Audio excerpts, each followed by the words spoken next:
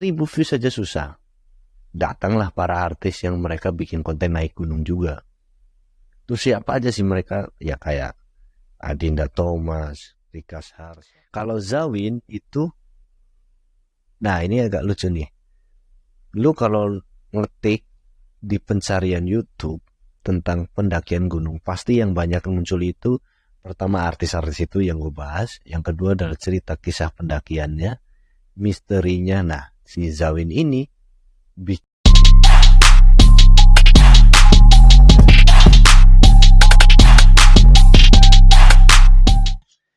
Oke, salam video maker.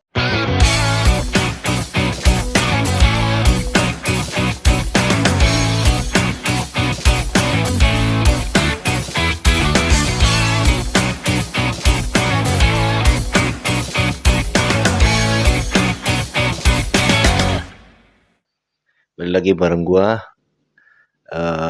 Terima kasih buat kalian yang udah nonton video gua dan udah subscribe, udah support sampai sejauh ini. Sesuai dengan janji gua yang kemarin, ini gua mau bahas fenomena yang terjadi di YouTube yang masih berkaitan dengan pendakian, yaitu banyaknya fenomena artis-artis yang naik gunung. Jadi setelah gua tuh susah-susahnya bikin video gunung dengan nyari views 1000 views saja susah. Datanglah para artis yang mereka bikin konten naik gunung juga.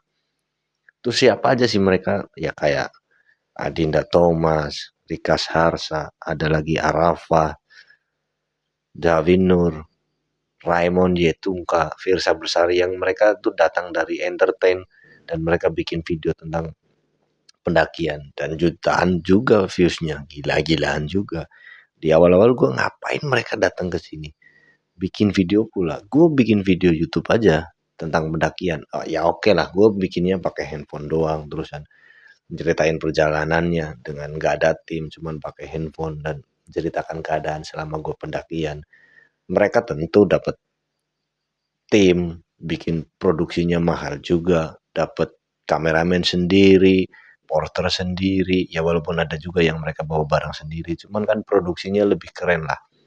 Tentu aja otomatis dapat viewsnya gede. Nah di sini gue mau bahas salah satunya itu. Terus apa aja dampak positif dan negatifnya dari konten mereka naik gunung itu? Banyak juga sih selain dari yang ada juga. Siapa kemarin tuh? Feby, Hesti, Luna Maya, semua pada bikin video naik gunung. Gua yang dari dulu bikin video pendakian dapetin viewsnya aja susah. Mereka dengan gampangnya bawa penonton mereka yang dari TV ke YouTube dan ya lu lihat sendirilah video-video mereka. Pasti banyak banget viewsnya. Gue sih sebenarnya nggak masalah. Di awal-awal gue datang ke YouTube dan nonton mereka ketika gue search tentang pendakian gunung yang muncul mereka-mereka juga. Karena ya satu mereka kebanyakan viewsnya yang banyak itu cewek. Kalau yang cowok viewsnya banyak itu biasanya dapetin informasinya. Dan gue juga mau bandingin, bukan bandingin sih. Kita coba komparisasikan apa sih bahasa gue. Kita coba bandingin lah. Oke, gue bandingin dengan video dari yang gue suka dan cuma sekedar konten entertain bagi mereka, artis-artis yang bikin video naik gunung. Dan gue juga punya contoh referensi YouTuber yang bisa bikin lu tertarik dengan video pendakian itu. Salah satu YouTubernya itu ada beberapa yang nanti akan gue bahas. Tapi sebelum gue masuk ke sana, kenapa alasan gue bikin video ini itu, yaitu gue dapat viewsnya untuk pada saat gue bikin video pendakian itu susah banget karena mungkin kekurang tahuannya gue, informasi yang gue dapet itu kurang, dan cara produksinya gue pada saat gue naik gunung itu juga kurang menarik. Ya bener aja, terang aja gue viewsnya sedikit, sedangkan mereka banyak timnya dan tim produksinya mereka pasti keluar budget yang gede juga selain buat mereka ke lokasi gunung yang mereka akan tuju, dan mereka otomatis bikin video kan. Di situ gue punya nama beberapa YouTuber dari artis atau stand up comedian lah. Sekarang juga stand up comedian juga mereka banyak banget bikin video pendakian, terutama dari Zawin Nur. Nah, tapi gue itu salah satu YouTuber yang gue suka. Selain Zawin, ada juga gue ada Uki Wardoyo The Slash Hiker TV ya. Dia salah satu YouTuber yang gue suka. Nanti gue bahas. Intinya tuh siapa aja sih dan kenapa mereka bikin video pendakian. Di awal-awal gue ngapain sih mereka datang ke sini? Mendingan tuh lu bikin video sinetron kek, main film kek atau apa kek. Datanglah mereka dengan timnya mereka dan bikin video naik gunung, entah itu ke Merbabu, ke Semeru, bahkan ada juga yang keluar lah. Kalau mereka yang keluar kayak Zawin, kayak Furki, itu mereka dapat dari brand dan kerjasama bisa naik ke Everest Base Camp. Itu gue nanti bahas di video uh, di video lain. Nanti gue akan bahas kalau ini banyak komen minta dibahas tentang itu. Nanti gue bakalan bikin videonya. Jadi banyak banget fenomena artis-artis yang bikin video di YouTube tentang mereka naik gunung. Terutama pertama itu yang gue tahu ada The Slash Seeker. Dari itu memang full informasinya keren. Cara syutingnya juga keren, ngambilin footage-nya juga keren, pakai drone. Informasi yang mereka kasih si Uki itu kasih informasi ke penontonnya keren banget, mudah dimengerti. Bahkan sekarang kalau lu lihat di channelnya Uki itu sekarang udah pakai bahasa Inggris. Jadi dia ngincer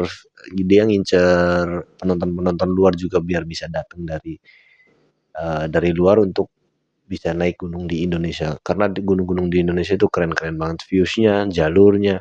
Bagi mereka yang suka dengan olahraga pecinta terutama naik gunung, bakalan keren. Lalu itu referensi gue kalau naik gunung itu salah satunya Uki Wardoyo. Kalau Zawin itu, nah ini agak lucu nih. Lu kalau ngetik di pencarian YouTube tentang pendakian gunung, pasti yang banyak muncul itu pertama artis-artis itu yang gue bahas, yang kedua adalah cerita kisah pendakiannya, misterinya. Nah, si Zawin ini bikin lawannya. Jadi kalau lu banyak nonton cerita pendakian, kisah pendakian ya itu misterinya lah, kisah hilangnya lah apa dan segala macam. Kalau si Zawin gua agak seneng nih. Jadi ada lawannya. Dia memecahkan misteri apakah benar nih nggak boleh dengerin lagu ini. Bahkan kemarin dia juga bikin video naik gunung kemana gitu kalau nggak salah ke Merbabu pokoknya kemana lah gue lupa. Cuman dia nonton video horor di gunung tuh rasanya gimana? Ya nggak ada apa-apa. Bahkan dia pernah bilang statement, ada cuma yang bisa ngomong dengan jin dan hewan itu cuma nabi. Orang itu seberapa hebatnya bisa ngomong sama jin dan ya kayak gitulah. Bahkan pernah bikin juga video sama pesulap merah sama Marcel. Dia bikin video itu memecahkan misteri-misteri, aduh bikin video lawannya lah dari kisah-kisah misteri yang mereka tonton di YouTube. Jadi itu keren. Bahkan Ustadz Zaki Mirza pun sempat naik ke Gunung Slamet dan dia ngecamp di pos 4. Jadi memecahkan mitos kalau ngecamp di pos 4 tuh nggak boleh. Bahkan dia juga bikin video naik Gunung Slamet dan ngaji ngecamp di pos 4 nggak ada apa-apa. Dan gua pun selama naik gunung nggak pernah tuh namanya ngalamin hal mistis. Karena apa? Saat gua mau naik gunung itu yang akan gue cari pertama adalah informasi sebanyak-banyaknya dari gunung itu, dari konturnya, kontak personnya, emergency call-nya, jalurnya, cuacanya, prediksinya dan lain sebagainya. Itu yang akan bikin gua nyaman pada saat gua akan naik gunung ke sana. Hamin ya 3 bulan lah, atau kalau lebih intens lagi gue cari informasinya itu hamin seminggu gua. Fisik juga. Jadi persiapannya. Nah, itulah salah satu kenapa gue bikin video ini, dampak apa yang akan terjadi ketika para artis bikin video tentang naik gunung. Terus yang kedua adalah dampak positifnya dan dampak negatifnya apa sih ketika para artis itu datang dan bikin video YouTube. Positifnya adalah banyak destinasi wisata baru dan banyak pilihan bagi mereka yang mungkin nggak tahu liburan harus ke pantai, harus kemana, jalan-jalan kemana, ada opsi pilihan baru untuk kalau yang kepengen dengan petualangan, suasana petualangan atau mencoba hal baru tentang alam, lalu bisa dapetin opsi itu naik gunung. Di daerah sekitar pegunungan itu pasti banyak homestay lah, parkiran lah, warung di dekat pintu masuk pendakian, gerbang pendakian.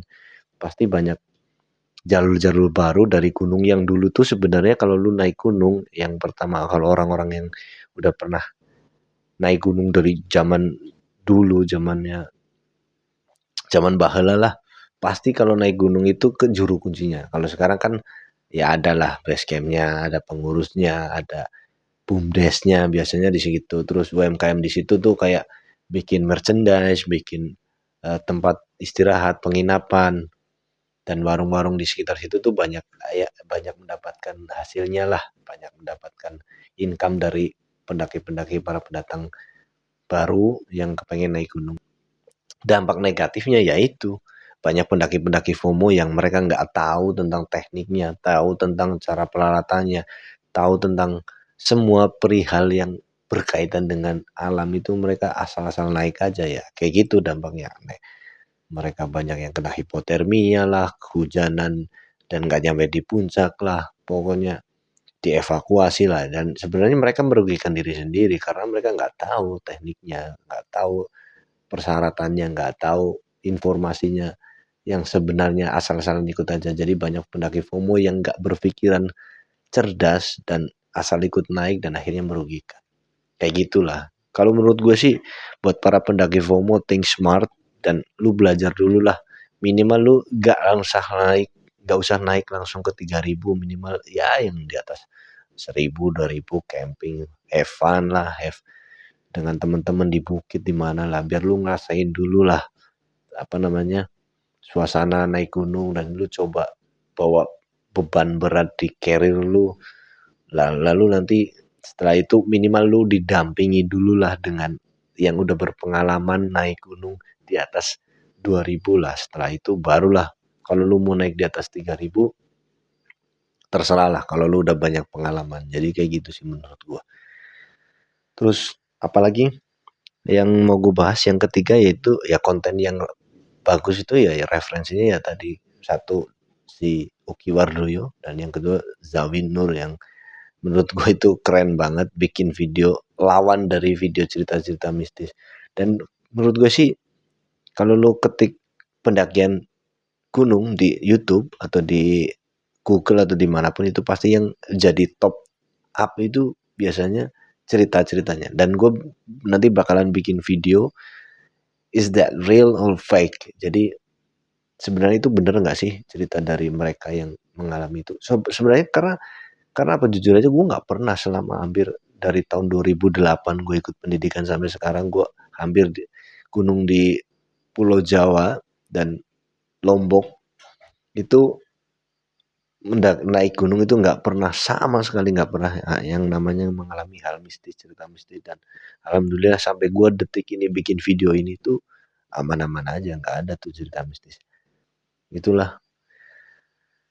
Terima kasih untuk video kali ini. Buat kalian yang suka jangan lupa untuk subscribe karena subscribe itu gratis, dan see you the next time. Bye.